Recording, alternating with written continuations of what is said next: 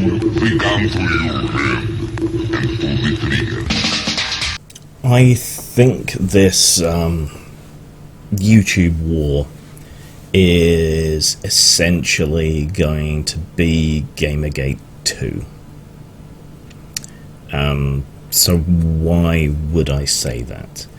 Well, there's something of a similar trigger. You have to remember that Gamergate didn't really start with the Zoe post, the revelation from an abused partner that Zoe Quinn was emotionally and otherwise abusive and manipulative. That's not really how it started. It started as a reaction to the Gamers Are Dead articles and the backlash that engendered amongst gamers. That their own media that should be serving them, speaking for them, and so forth, had turned on them, wasn't conducting itself remotely ethically, was calling them all kinds of horrible things, and so there was this enormous backlash. In the years since, of course, a lot of the most vociferous critics of the Gamergate movement, the kind of people who lied about it being abusive or harassing or whatever, have turned out to be various forms of abuser, harasser, and so forth themselves. I mean, one of them just this week got outed for grooming underage girls on a social media app. It's happened a lot. It's not hyperbole. Go and look at Mombot's pinned tweet, "Where are they now?" And you can see it very much a pattern forming. So it was the reaction to attacks from the media. Little different in that it was their own media in that case. With this assault on YouTubers, which has been ongoing for a long time, but I think this may be the last straw. It's not their own media, it's the mainstream media, it's the people YouTube competes with. You know, there's a conflict of interest there, and this narrative of radicalization, of alt-right sympathies and so on amongst YouTubers. That's been going on for a while. I don't think it's true. Now, while I think that morally and ethically the YouTubers are correct in this, I think that just as with Gamergate, that for a lot of people that doesn't matter. For me, you have human rights because you're human. For me, censorship is the repression of speech, which is how it's defined. It doesn't have to be the government, it can be a private body or activist groups, and the ACLU agrees with me if you want to go and look up the definition of censorship on their website. But a lot of people don't care. They don't believe in the universality of human rights anymore, and they believe that it's fine to deny people access to their human rights because of their political leanings or their ideology, or because they're crude, or even because they've completely misunderstood what someone was saying. That's somehow a justifiable reason to remove their right to speak. I mean, all right, let's take an example, a specific example. So it's Pride Month. Pride marches going off all over the place. I believe this one was in Detroit.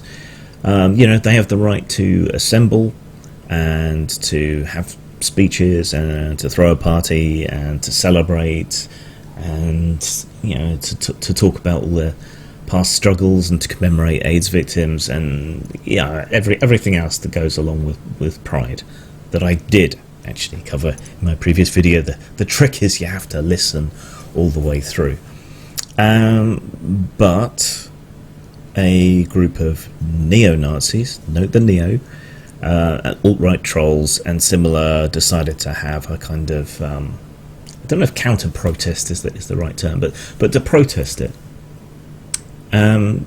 Now, they might be horrible, repugnant, nasty individuals with horrible views. They might be bigoted, they might be homophobic, they might be transphobic, they might be all of these things, but they're still human beings, and as such, they still have human rights, such as the right to free expression, to free assembly, to protest, and so on. It doesn't mean you have to like it, but it does mean you have to lump it, in the same way that they don't have to like your right to march in pride, but they have to lump it. An old friend of mine decried this and seemed to decry the fact that they were escorted by police. If a bunch of fascists and homophobes were going to turn up at Pride, I think I'd rather that they were escorted and closely watched by police than not. I don't know why that's such a terrible idea, such a terrible thing.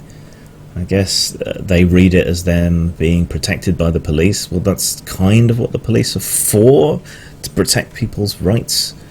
Doesn't always work out that way, unfortunately. But that seems, normal. That seems to be how things are supposed to work to me. The police are there to keep the peace while everyone else exerts their rights, whether they're gay or whether they're a new style fascist or a troll or whatever else they might be. It doesn't seem to me to matter, but to a lot of people it does, and they're perfectly willing to take away some people's human rights and not others, to discriminate, to deny the universality of those rights. So just as with Gamergate, to circle around to the point again, finally,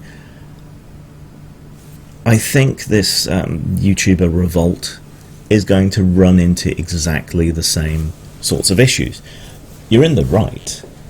You're defending the rights of people to their free expression, to not be censored privately, fiscally, in whatever other way, and that's all right. From a position of the universality of human rights and what people should be allowed and not allowed to do, it's a fairly unassailable position, save by the other side compromising their principles of free speech and compensation and all the rest of it. But you're going to lose the public, or at least the decision-making public, in much the same way that Gamergate did. It didn't matter that Gamergate was right. There were a lot of victories, the kind of thing that you're talking about, going after the advertisers and supporters of mainstream media. Gamergate did a lot of that at the start. The kind of, were you aware that this company has been denigrating your core demographic of gamers? Why are you giving them money? that sort of thing.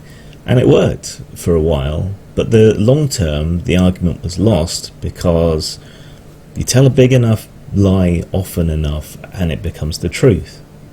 You lie and you call all these people misogynists and homophobes and harassers and so on, and you pluck a few example trolls out of the millions of people conversing constantly online. You can to the ignorant you can make a case, and that's what's going to happen with YouTube.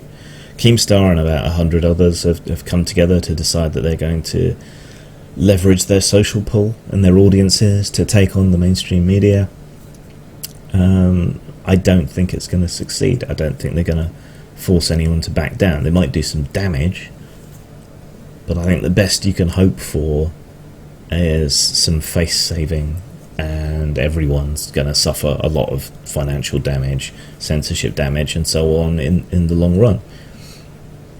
And now I'm something of a Gamergate booster, I guess. I think a lot of good stuff was accomplished, forcing the enforcement of FCC rules, helping take down Gawker and others, and massively slashing the traffic on a lot of these unethical websites and so on, forcing them to enforce their own ethical policies and so on. A lot of good stuff was done, a lot of good causes were supported, some games, some artists, some new channels and so on sprung up as a result on YouTube. But long term, what do most people think? They think erroneously that it was some kind of harassment movement that was against women, because that was the dominant mainstream media narrative. And while YouTube and others have eroded that mainstream media power, it still exists for the time being, and it still has a disproportionate influence on people who actually make the decisions that matter. So I don't think overall, long term, it's going to accomplish much of anything, but there's going to be a lot of damage in the meantime, and I'm not going to tell people not to fight, because I hope I'm wrong, and you have to stand on principle from time to time. But just beware. Saying.